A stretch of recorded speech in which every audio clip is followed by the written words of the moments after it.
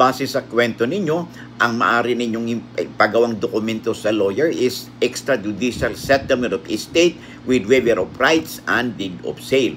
Kasi dito, sabi nga ninyo, may kapatid na ayaw mag-participate na doon sa settlement of estate. Ibig sabihin, i-waive na lang niya ang kanilang karapatan doon sa ibang mga heirs. Ngayon, kung may naibenta na ito ng ibang kapatid doon sa ibang tao, ay nyo na nga pwede ding ilagay dito sa extrajudicial settlement na kung saan ay ibinenta nila, kung sino nagbenta, yung portion ng property na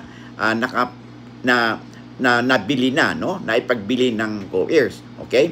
So, pag nagawa nito, nagkaroon ka, ulitin natin, meron kang extrajudicial settlement of estate with waiver of rights, okay, and deed of sale, okay? Kung sinong nakalagay doon na ultimate heirs, na tulad ng dalawang anak na sinasabi mo, ay dito ngayon ang pagbabasihan ng Register of Deeds upang sa ganon ay mabigyan po, mailipat sa dalawang anak, yung nasabing titulo. Kasi dito ay nag-waive na nga yung ibang kapatid at yung iba ay naibenta na doon sa ibang yung portion nito sa ibang tao.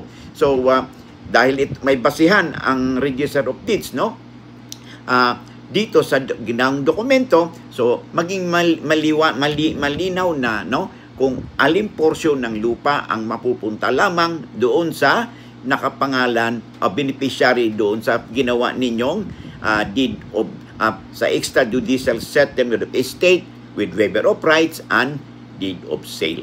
Lamang na kayo pag may alam sa batas.